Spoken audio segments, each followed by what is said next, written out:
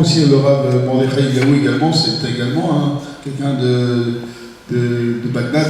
Vraiment, ce sont des rabbanim qui ont des connaissances qu'on ne peut même pas s'imaginer, énormes.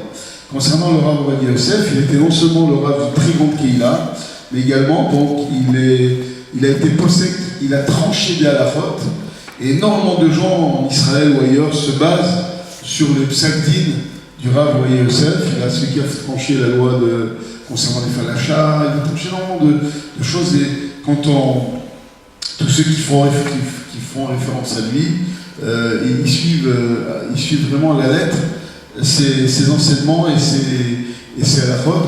On explique que des fois, avant de trancher une halacha, écoutez-moi bien, c'est pas d'exagération, il citait sans avis, mais à avis, avant de citer le sien. Sans. Tellement il avait une érudition dans la halacha, dans le domaine entier de la Torah, un très haut niveau qu'on peut, Birla ne peut pas s'imaginer. À part ça, vous savez aussi qu'il a fondé un parti religieux qui était le Chasse, qui à l'époque, au début, il était collé avec le parti du Rav Shach, et ensuite qui représentait le monde ashkénaze. Et lui, le Rav Ovadia Yosef, a fondé un autre parti, le monde du monde Sfarad, et franchement, il a donné un koach, il a donné une force, il a donné également une existence au monde séfarade, et que Dieu vraiment le bénisse, et que lui, de l'endroit où il est, il nous bénisse, il prie pour nous, il intercède auprès de Dieu pour amener Mashiach. Amen. C'est vraiment, il reste plus tellement des grands rabbinim de ce niveau, franchement. On commence un peu à trembler, on espère que Mashiach va venir, et que de nouveau tous ces tzadikim vont se réunir, et ils vont faire ensemble une grande danse. Alors j'ai prévu de parler de la simcha, donc vous comprenez très bien qu'on est d'un côté notre cœur il pleure, il est triste, de l'autre côté notre neshama elle est sa mère. Pourquoi on explique comme ça? Il y a un mot du Rabbi Rachab qui dit d'abord au nom du Admor Hazaken qu'on doit vivre avec son temps. Alors vivre avec son temps, on a expliqué, les grands adeptes du Admor Hazaken, ils ont expliqué vivre avec son temps, ça veut dire vivre avec la paracha, étudier la paracha, parce que les parachutes qu'on étudie depuis le Shabbat Bereshit, Noach, Lech Lecha, Vayera, sont des parachutes très intéressantes, très belles. Non seulement on doit les étudier, mais on doit vivre avec elles. On ne doit pas uniquement se contenter d'étudier comme une étude rationnelle et intellectuelle, mais on doit vivre avec la paracha. Alors il explique juste un petit mot que quand on commence la section Bereshit, alors on est heureux, il y a une simcha. Pourquoi? Parce que c'est la section où Dieu il crée le monde. Donc Dieu il crée le monde et il montre une simcha pour créer le monde. À la fin de Bereshit, on nous parle du Maboul, donc c'est quelque chose de très négatif. On a une certaine tristesse. Donc Bereshit, il y a une partie de joie, une partie de tristesse. Quand on arrive à Noach, on commence par la tristesse avec le Maboul, le déluge qui a détruit toute l'humanité. Et par contre, on termine avec la simcha, la joie, la naissance d'Avraham Avinu. Et par contre, l'Ech Lecha, qui ne parle que de Avraham Avinu, qui est, vous savez très bien, notre premier ancêtre. Avraham Avinu, c'est le premier croyant. Quand on nous parle de Avraham Avinu, alors on est des simcha. C'est une paracha entièrement joyeuse, où on nous parle d'Avraham Avinu avec le premier ordre que Dieu lui donne. L'Ech Lecha me'artzecha u'milatecha u'milatayikra el haaretz asher areka. Dieu lui dit, Avraham Avinu il avait 75 ans.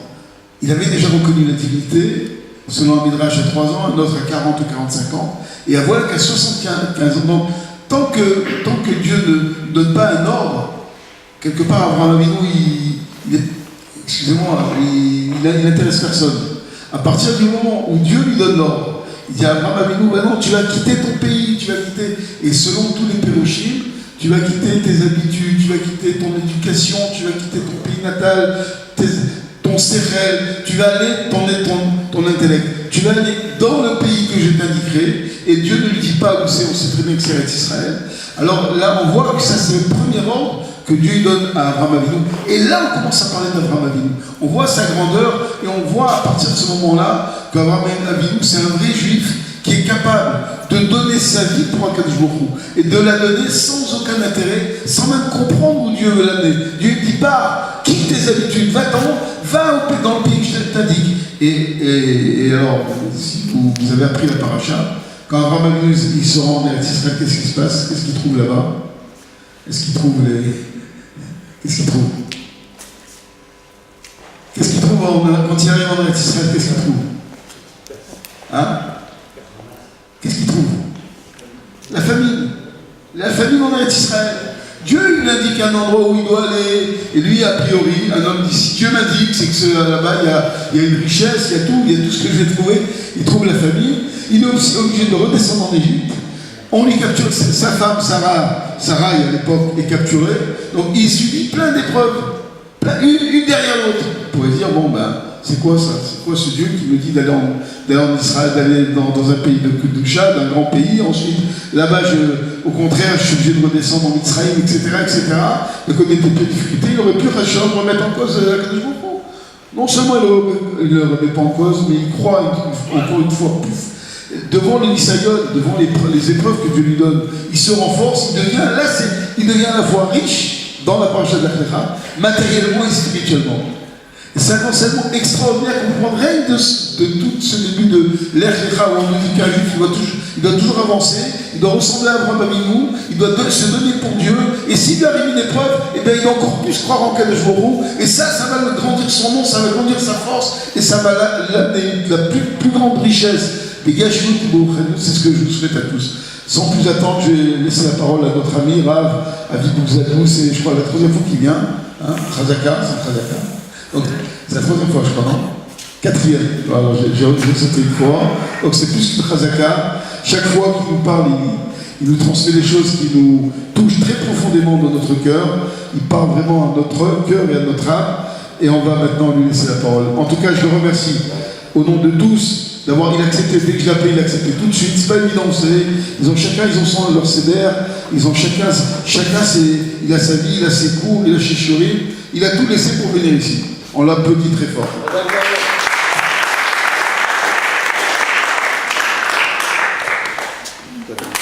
Bonsoir, merci. La Torah, elle est tellement aimée que lorsqu'il M. Rav Zikri m'a appelé, j'ai choisi mon sujet. Aujourd'hui, l'événement douloureux, dramatique, c'est un tzaddik qui s'en va, il faut avoir très peur, ou la joie, une des deux choses. Parce que quand un tzaddik qui s'en va, soit il expie les fautes de la génération, soit Hachem veut amener un malheur et lui ne mérite pas de peiner, alors il le lèveront. Donc c'est double tranchant, ça peut être une bonne nouvelle pour nous. Parce qu'il a, comme Baba Saleh à la Shalom, quand il est décédé, il a dit que mon décès soit capara pour un Israël. Que si un Israël mérite une sanction sévère alors que ma mort expie ma faute, soit pour ne pas peiner comme avant, il était décédé, après Hachem il a amené une guerre, etc. Donc c'est un moment qu'il faut être très vigilant et ne pas croire que dorénavant ce sera la même chose. Donc c'est déjà une prise de conscience. Le sujet choisi, Ezrat Hashem, pour montrer que la Torah elle est belle et saura toute sa vie expliquer de la Torah, on va voir qu'il n'y a pas du hasard. Vous pouvez choisir n'importe quel sujet, l'événement qui se passe dans la semaine, il y a toujours des relations. Parce que c'est lui qui a fait le monde, il a fait de telle manière qu'il y a toujours une relation des choses. Il n'y a pas une chose laissée au hasard. Alors, je vais exposer mon cours. Après, vous allez voir comment je vais essayer de relier avec l'événement d'aujourd'hui. Alors, le sujet qui vous a été envoyé. Vous entendez bien au fond là-bas? Ça va? Le sujet qui vous a été envoyé, faut-il choisir entre la Torah et l'apéro? Nous sommes chez Torah Apéro, mais faut-il choisir entre la Torah et l'apéro? Quelle est ma question? Il y a des gens qui ont fait leur choix d'aller dans la Torah. L'étude, le Chumash, la Gemara, la Mishnah, les Tfilot, tu leur parles, tu veux faire un match de foot, non, ça ne m'intéresse pas. Tu veux faire un film, non, ça ne m'intéresse pas. Et rien ne les intéresse. Torah et Mitzvot, on dirait qu'ils sont bouchés, ils sont restés au Moyen-Âge. Et d'autres, les portables, les textiles, les panneaux solaires, les films, le match, etc. Tu parles de la Torah, non, je ne peux pas, ça ne me parle pas, ça ne me touche pas avec ça. Comment se fait-il que chacun choisit sa voie dans la vie? Qu'est-ce qui fait qu'il y a un tout foutouflant pour la Torah et un tout foutouflant pour autre chose que la Torah? Il va aller rêve parti, il va jusqu'à qu'il s'écroule. arrêter de danser. Il va aller voir jusqu'à qu'on ne peut plus, Red Bull, tout ce que tu veux, il va jusqu'à l'on peut plus. Un match de foot, les professionnels jouent 1h30, toi tu joues 4 heures. Les films, toute la nuit, les trucs, 4 heures en film, ça pouvait durer 1 heure. Non, t'attends un quart d'heure sur une scène et on dirait qu'est-ce qui va se passer. Donc comment se fait-il que pour cela, tu as de la patience, tout ce que tu veux, tu peux rester, tu ne te lasses pas. Et si je te dis, viens faire un cours de Gemara, après tu commences, tu t'endors tout de suite. Comme il y a des gens dans une veillée, ils arrivent, on s'installe, on démarre, hop, il est parti. Alors que lorsqu'ils sont maintenant dans Saturday Night Fever, ils ne dorment pas. Ils ne vont pas dormir un samedi soir, ils restent très bien toute la nuit. Alors comment se fait-il? Il y a un arabe qui étudie avec un jeune homme, un soir le jeune homme ne vient pas au cours, le arabe dit, pourquoi tu n'es pas venu? Parce qu'il y avait un match hier. Et à Madrid, oui, on peut rêver, n'est-ce pas, dans le final. Non, oui, On peut rêver, donc c'est pas grave. Alors il a dit, et alors, t'as perdu ton temps? Il dit, oui, mais si l'arabe, il aurait vu le but, il a mis grogné, il n'aurait jamais dit, alors quoi, ils se comprennent pas, on étudie ensemble, on se comprend, on ne parle pas le même langage. Comment se fait-il que l'autre, il kiffe le but? Il a mis un but. Je me dis, il faut le voir. Et alors il dit, mais n'importe quoi, qu'est-ce qu'il a fait? Mais quoi, on ne peut pas se comprendre. Quoi, c'est incompatible. Alors comment se fait-il qu'un va dans la Torah et l'autre autre?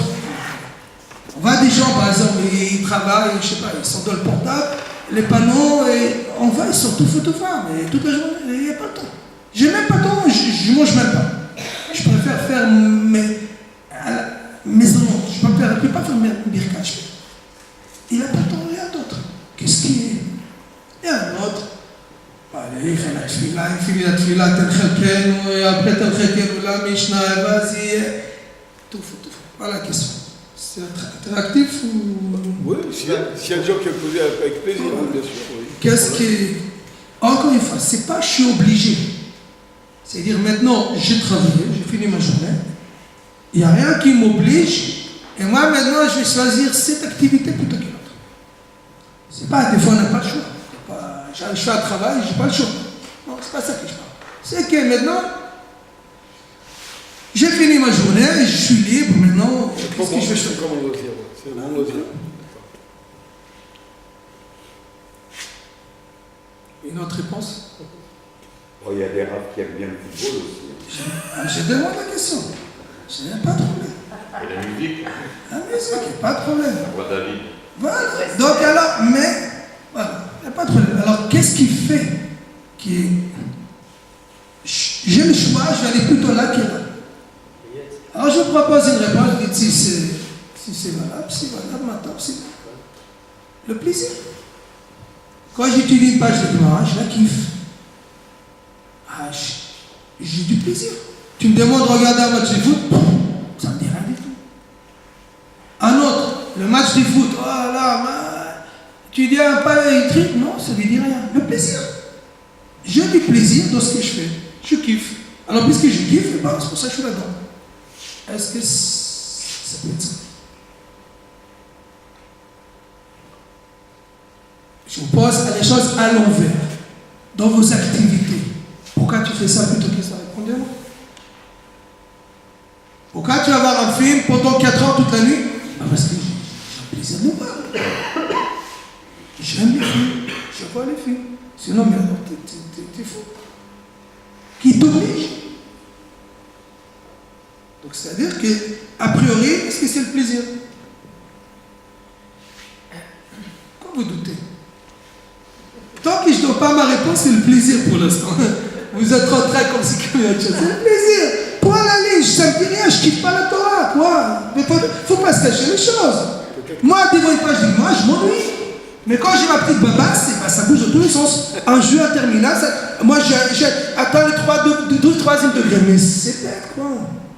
Peut-être parce que l'étude de Torah demande un effort qu'un film. Vous savez, hein, quand vous êtes banquier, quand vous êtes un bon commercial, va faire signer 50 000 € un panneau solaire. Il faut bien savoir bien l'enrouler comme il faut et qu'il le signe. Et qu'il faut aussi, il y a la chokma de chaque chose. Faire un film, qui est un image, qui est une chanson, il y a une chokma. Il y a un truc, c'est-à-dire chaque chose, il y a une chokma. Et moi, je vous dis, il y a du kiff dans le foot. Il y a du kiff dans les films. Il y a du plaisir. C'est fort de dire qu'il n'y a pas bien. Alors, voilà. D'accord? Pourquoi choisir un plaisir plutôt qu'un autre? Voilà. Donc ça veut dire, a priori, c'est le plaisir. Alors, si c'est comme ça, hein, peu importe ce que tu fais dans ta vie. Il y en a qui aiment le froumous avec la pita et le piquant. Il y en a qui préfèrent le foie gras. Il y en a qui préfèrent, je ne sais pas moi, le couscous. Donc à ce moment-là, chacun ses goûts. L'essentiel, c'est que tu kiffes la vie. Alors peu importe ce qu'on fait de la vie. Alors que tu sois dans la Torah, pas dans la Torah, peu importe. L'essentiel, c'est que tu as une source de plaisir dans la journée. Alors quel avantage d'être plus de la Torah qui est dans la Torah? Bon, alors si c'est le plaisir, on va aller chercher le source de la Torah où on parle du plaisir. Une Gemara, on n'a pas besoin de suivre les faits divers. C'est une Gemara, Nedarim, Tzadi, Aleph, Amud. Tzadi, Nedarim, Tzadi, Aleph, Amud. C'est pas la peine de lire ni les 20 minutes, ni les machins, ni les actualités, c'est une Gemara. Quel Gemara, pardon? Nedarim, Tzadi, Aleph, Amud. Elle parle d'un cas pareil. Il y a 3 personnages. Rouven, Shimon et Léa. La Gemara dit que Rouven est suspecté d'adultère avec Léa, la femme de Shimon. On ne sait pas si oui, on ne sait pas si non. Il y a des suspicions. Si une Gemara, c'est-à-dire, si la Gemara elle en parle, ça veut dire que c'est la vie. Mais elle est chétiche. Elle est mariée avec Shimon. Avec Shimon. Léa, la femme de Shimon. D'accord. Rouven, X, 3e personne. La Gemara dit on a des suspicions. Est-ce que Rouven et Léa, ils ont une relation, oui ou non? On ne sait pas, oui ou non. Et voici qu'ils se retrouvent dans un cocktail. Rouven était là avant l'heure. Il s'est aperçu qu'il y a un serpent qui est passé là-bas. Il y avait des verres déjà servis. Il a mis son venin, il est parti. Et tout à coup, Shimon, le mari de Léa, il arrive, il prend un verre, le verre empoisonné. Rouven lui dit, ne bois pas, il est empoisonné. La Gemara dit, le fait qu'il lui a sauvé la vie, c'est sûr qu'il n'y a pas d'adultère entre Rouven et Léa, l'enfant de Shimon. Parce que sinon, il aurait laissé mourir, il aurait épousé sa femme. La Gemara dit, mais c'est évident. C'est évident qu'il n'y a pas. Il dit, non, t'aurais pu. Alors, si c'est évident, alors la Gemara n'a rien à m'apprendre. Si la Gemara vient m'apprendre cet enseignement, c'est qu'il t'aurait pu croire. Tu sais pourquoi il a laissé vivant? Il a laissé vivant le mari. Comme ça reste une femme interdite. Et l'interdit, c'est un goût particulier. L'eau volée est plus douce. Donc c'est pour ça qu'il a laissé vivant. Kamash Malan, on apprend cette Gemara? Non. C'est lui qui, ici, il aurait commis l'adultère avec elle. Il aurait laissé mourir son mari. Il aurait pris. Et là, Tosfot nous dit, parce que c'est lui qui commet l'adultère, ne sait pas que l'eau volée, elle a plus de goût. Lui, il aurait absolument voulu.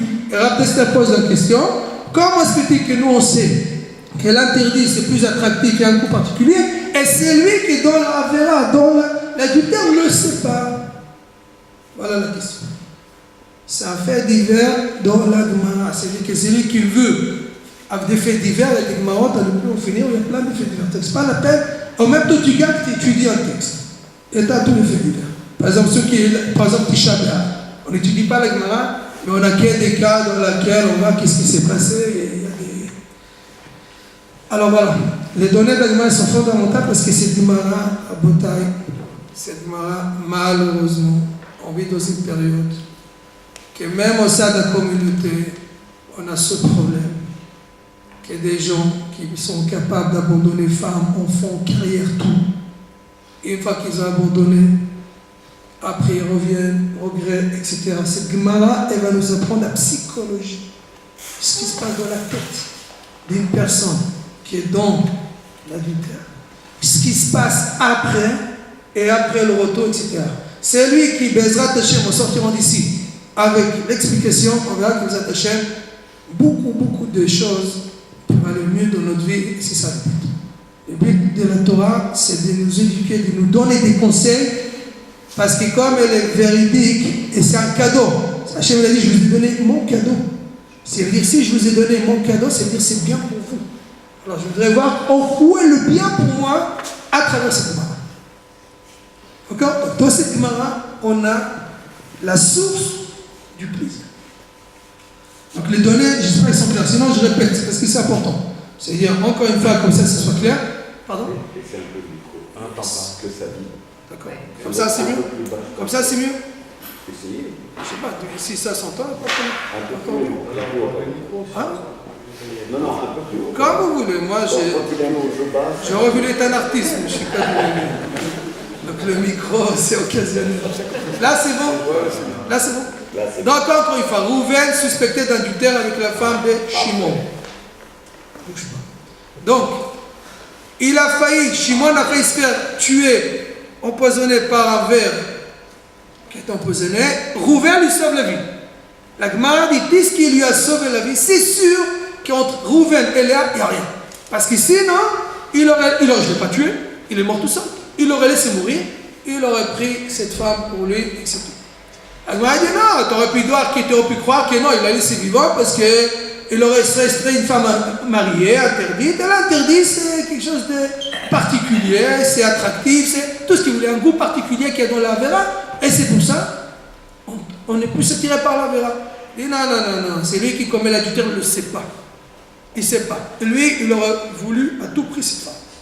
Et puisqu'il n'a rien fait pour l'avoir, il n'a aucune relation avec elle, il l'a sauvé, c'est normal, il a sauvé un être humain, comme n'importe qui l'aurait sauvé un être humain. Alors la question, pourquoi on est si sûr que quelqu'un qui commet l'adultère, c'est sûr que s'il a sauvé, c'est sûr qu'il y a rien entre eux. Voilà, ça c'est la question. Alors je vous pose une autre question. C'est quoi la définition du plaisir? Quand est-ce qu'on a du plaisir? Shabbat. Non, mais non. Pourquoi Shabbat? La définition, la rousse, vous êtes la rousse, c'est quoi le plaisir? Le plaisir, c'est ce qui permet à notre corps de créer des endorphines.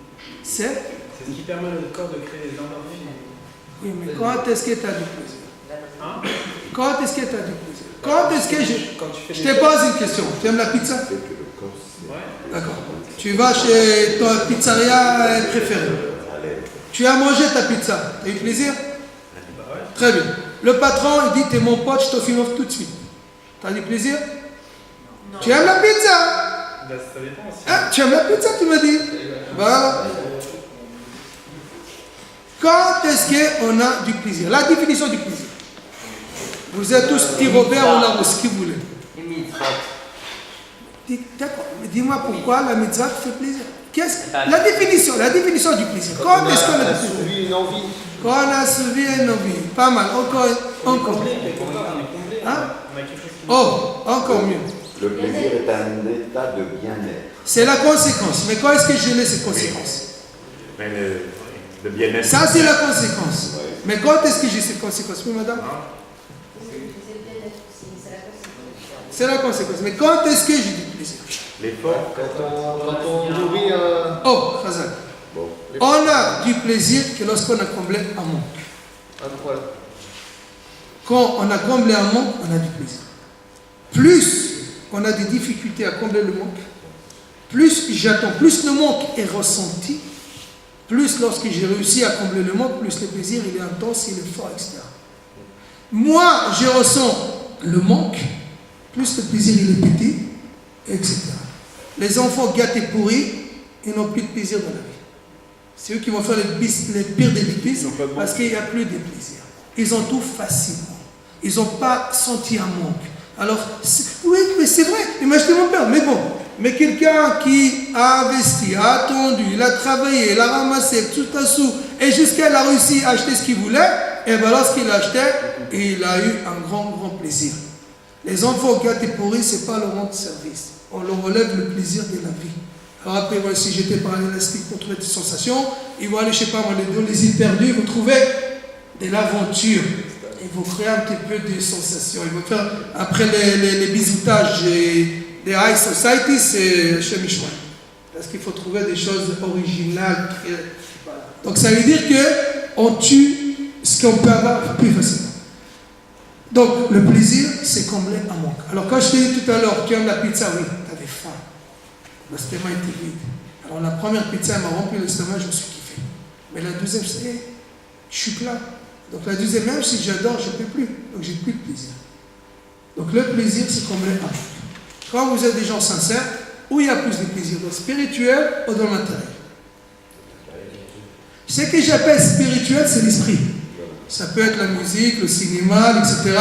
Mais la super spiritualité, c'est la Torah. L'esprit spirituel, c'est l'esprit.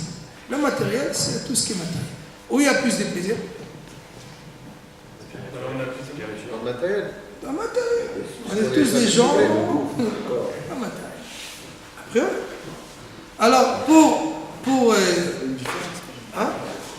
mais a priori, c'est-à-dire, comme on dit, il y a un grand rave. Mais ça va dépendre aussi des gens. C'est-à-dire qu'il y en a, ils vont avoir un manque dans ce domaine et d'autres un manque dans ce domaine. C'est-à-dire qu'ils vont avoir du plaisir. Mais ça veut dire où il y a plus de plaisir quand tu... D'accord. Alors, regarde. Alors, il y a un rave qui s'appelle Rav Yakovson. C'est un spécialiste dans l'éducation. Rav Yakovson. Spécialiste dans l'éducation.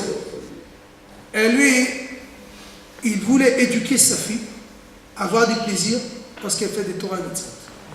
C'est-à-dire, sachez que si aujourd'hui, quelqu'un, bon après je dirai ça parce que ce sera...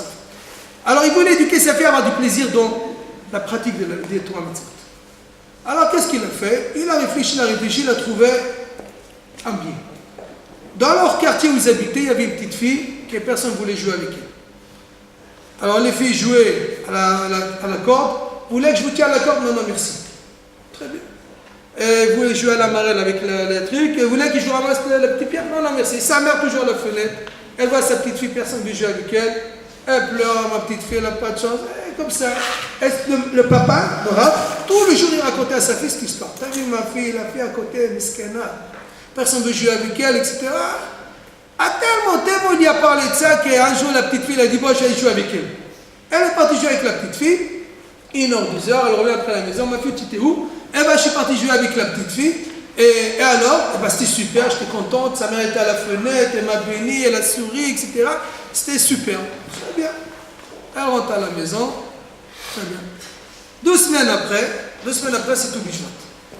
Alors, il dit à sa fille, ma fille, tu te rappelles quand tu as joué avec la petite fille il y a 2 semaines? Bien, oui.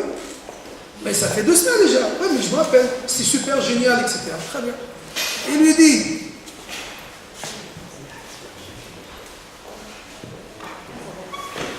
Il lui dit, est-ce que tu as mangé? C'était tout bichot. Tu as mangé les cacahuètes du Brésil? Il lui a dit, oui. Et alors? Bon, ça va. Bon, d'accord, ça va. Et il dit, mais la petite fille, ça fait 2 semaines que tu as joué avec elle, tu te rappelles? Il dit, oui, moi je me rappelle. Mais cacahuètes du Brésil, moi je ne me rappelle plus, c'est fini. Ok. Après, elle lui dit, elle voulait du chocolat. Donc il prend une tablette de chocolat, il lui donne un carré, elle mange. Un carré, elle mange. Un carré, elle mange. Après encore, elle dit non, pour papa, elle mange. Encore, non, je ne veux plus. Pour maman, encore elle mange. Après, elle dit, je ne peux plus. Ok, elle voulait un verre de lait, encore un carré de chocolat. Elle dit non. Il dit, mais ma fille, avec la petite fille, tu as joué pendant 12 heures. Tu t'es pas lassé. Là, ça fait 5 minutes, tu manges de chocolat, tu n'en peux plus. Et cette histoire, on apprend 2 enseignements. Le plaisir matériel, il est ressenti qu'au moment où on a comblé le manque. Une fois que le manque est fini, est complet, pour ressentir, il faut recommencer. Alors que le plaisir spirituel, tant que je me souviens de l'événement, il me laisse encore la pression. Par exemple, tu dis, ah, je me rappelle, tu entends une chanson. Tu l'as écoutée il y a 20 ans. Tu as encore la chair des poules maintenant. Parce que je me rappelle, c'est que le plaisir spirituel, il laisse des traces à le manque. Le plaisir matériel, c'est le moment où tu as comblé le manque. Deuxième chose, comme le matériel c'est limité, j'ai un estomac, une fois qu'il est rempli, ça s'arrête. J'adore les chaussures, mais tu en as qu'elle de pied. Tu peux mettre qui sur le père à la fois. Alors que l'esprit c'est illimité. Rêve parti les gens qui dansent. Pourquoi ils s'arrêtent? Parce que le corps il ne suit plus. Mais si vous me suivez, quand il rentre encore 3 jours, 4 jours, tu vas à un mariage. Quand est-ce qu'il s'arrête le mariage? Parce qu'on est fatigué, on est crevé. Mais si le corps n'était pas fatigué, j'aurais pu rester continuer. C'est-à-dire que l'esprit, il est illimité. Donc le plaisir qu'il offre, il est illimité. D'accord? Donc ça veut dire de cette histoire, je vois que le processus du plaisir, c'est un processus neutre. Dans n'importe quel domaine où tu as un manque, si tu as comblé le manque, tu as du plaisir. Maintenant, ça peut être matériel comme spirituel, mais on fait un constat que le plaisir matériel, il est ressenti au moment où j'ai comblé le manque. Le plaisir spirituel, il est ressenti, mais tant que je me souviens, encore j'ai du plaisir de... Voilà, un jeune ici, on me voit le mariage, une photo de mariage. je rappelle cet instant, et on était là, et on était ici, machin. On revit. Ça fait du bien. Ça veut dire que tant que je me souviens, encore j'ai ressenti. Et au niveau de l'intensité, eh ben, plus le manque est grand, plus le plaisir est fort. Donc, dans le matériel, c'est limité, plaisir, petit plaisir. Et spirituel, c'est plus illimité, donc plaisir plus grand. Maintenant, on revient à la Gemara. Et là, la bouteille. Si vous connaissez des gens, malheureusement, c'est toujours le même scénario. C'est-à-dire que je me piège, je vais expliquer le piège. Je me piège, je vais sacrifier femme au fond de carrière. Après coup, j'ai des regrets, etc. Qu'est-ce qui se passe? La Gemara nous apprend. De ce Gemara, on a la définition du plaisir et on a l'explication de beaucoup de choses. Regardez. Celui qui commet l'adultère ne connaît pas le secret du plaisir. C'est lui. Là, la Gemara a parlé de l'adultère, mais ça serait n'importe quelle affaire. N'importe qui a une affaire dans laquelle il est ancré là-dedans, c'est le même mécanisme. C'est-à-dire, c'est lui qui est dans l'affaire, il ne connaît pas le processus du plaisir. C'est-à-dire, il constate, mais sans comprendre la compréhension. Ce bonhomme qui est dans l'adultère, il constate qu'avec cette femme, c'est particulier. Je n'ai jamais rencontré une femme pareille. Quand je suis avec elle, c'est quelque chose de... Je ne peux pas t'expliquer, c'est un plaisir immense. Mais pourquoi? Parce que cette femme, tu ne la vois pas facilement. Il y a des rendez-vous qui s'annulent. Il y a les enfants qui sont là, les voisins, les maris. Donc il y a un grand manque. Il y a beaucoup des empêchements qui ont fait que le manque, il est grand. Lorsqu'on réussit à se retrouver, le manque était tellement grand que le plaisir, c'est quelque chose de particulier que je n'ai jamais connu. Alors pour cela, je suis prêt à tout sacrifier pour cette femme. Très bien. Il sacrifie tout. Donc il laisse femme, enfant, carrière, etc. Il va avec elle, il habite avec elle. Maintenant qu'il habite avec elle, il n'y a plus de manque. Il n'y a pas de problème d'enfant, ni voisinage, etc. Donc le manque est devenu réduit. Ce qui est plaisir, il s'est diminué. Et là, il s'aperçoit que cette femme n'arrive même pas à la cheville de sa femme. Et c'est une femme comme tous les autres femmes. C'est-à-dire, qu'est-ce qui a fait la particularité de cette femme? C'est le contexte dans lequel ils se sont fréquentés. Ça veut dire que le plaisir qui était dans cette relation était dû au processus, à savoir qu'il y a eu beaucoup de difficultés à se retrouver. Donc le manque a été créé, a créé que lorsqu'il a été comblé, a fait un plaisir particulier. Mais lui, il croyait qu'elle était particulière. C'est-à-dire, la part du Yetzirah Alada, c'est qu'il t'empêche de réfléchir. Il te fait croire qu'elle ou l'objet, il est particulier et il faut absolument que tu l'as. Mais pourquoi il est particulier? C'est qu'il t'embrouille la tête. Elle n'est pas une femme différente que les autres, c'est une femme comme toutes les autres femmes. Elle n'arrive même pas à la cheville de ta femme, en parenthèse, lorsque tu t'es rencontré, lorsque t'as tout sacrifié pour elle. Et là, tu t'aperçois, mais elle a plus. Alors pourquoi il y avait plus? Parce que c'était une relation dont beaucoup de difficultés. On ne se voyait pas facilement, il y avait beaucoup de rendez-vous annulés. Donc il y a un grand manque qui s'est créé. Les retrouvailles ont comblé un grand manque, ça faisait quelque chose d'autre. Et c'est le secret de tout. C'est-à-dire que si tu as compris que ce n'est pas l'objet qui donne le plaisir, c'est le processus d'obtenir l'objet qui donne le plaisir. À ce moment-là, tu n'as pas besoin de faire des avérotes. Va épouser une femme kadat du kadin sous la choupa. Respecte la nida. Cycliquement, tu auras un manque. Avec respecter la nida, tu auras un manque cyclique. Donc, il va te manquer ta femme. Et lorsque tu vas la retrouver, tu auras du plaisir à la retrouver. Je n'ai pas besoin d'aller voir ailleurs. Et c'est ça qu'Hachem a compris de la nature humaine. Là, on se lasse de tout. Si tu ne sais pas faire des breaks et prends la peine de réapprécier et créer l'envie de la chose, eh bien tu te lasseras de tout. Ça, c'est la chokhma et la nida qu'Hachem nous a dit pour conserver un couple. Donc c'est lui qui a compris, peut-être il s'appelle Jean-Pierre. Il habite dans la campagne, il a Blanchette et Marguerite. Tous les matins, son but c'est les traire. Il donne au transporteur du lait, il va au bistrot, sa baguette, son boursin, son fromage, son vin, il est heureux. Mais pourquoi il est heureux? Parce que lui, il a dit, mon manque à moi, c'est tous les jours, traire Marguerite et Blanchet, après je vais au bistrot, je vais manger. Voilà. Il s'est créé son manque, il a comblé, il est heureux. Ça veut dire que si tu comprends que le plaisir, ce n'est pas dû à l'objet. Le plaisir, c'est un processus neutre. Dans n'importe quel domaine où tu créeras le manque, quand tu vas le combler, tu auras du plaisir. Et on n'est pas obligé de faire des avérotes. La part du Yetzirah, c'est de croire que c'est l'objet forcément que tu l'as. Mais ce n'est pas l'objet qui te procure le plaisir, c'est l'obtenir. La difficulté de l'obtenir, et toi qui j'ai réussi à l'obtenir, qui me donne le plaisir. Mais tu n'es pas obligé de faire des avérotes, c'est pas dû. C'est n'importe quel domaine où tu créeras un monde, tu combleras ton plaisir.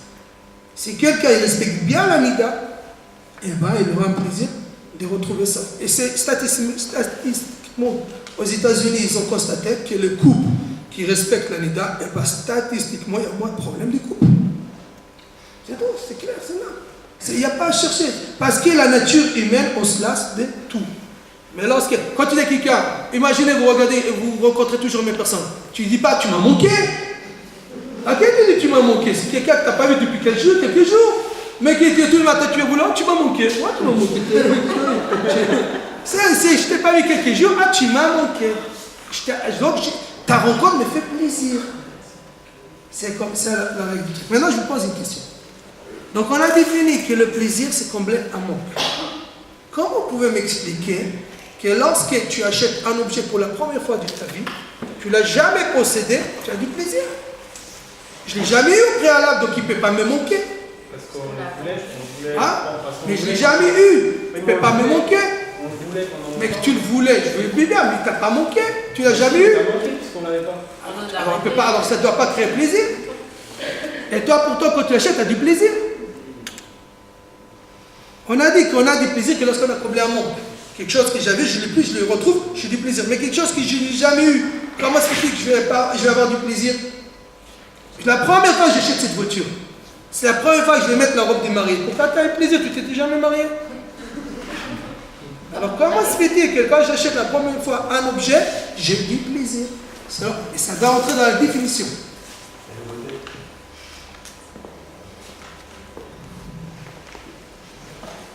Ouais, une autre réponse.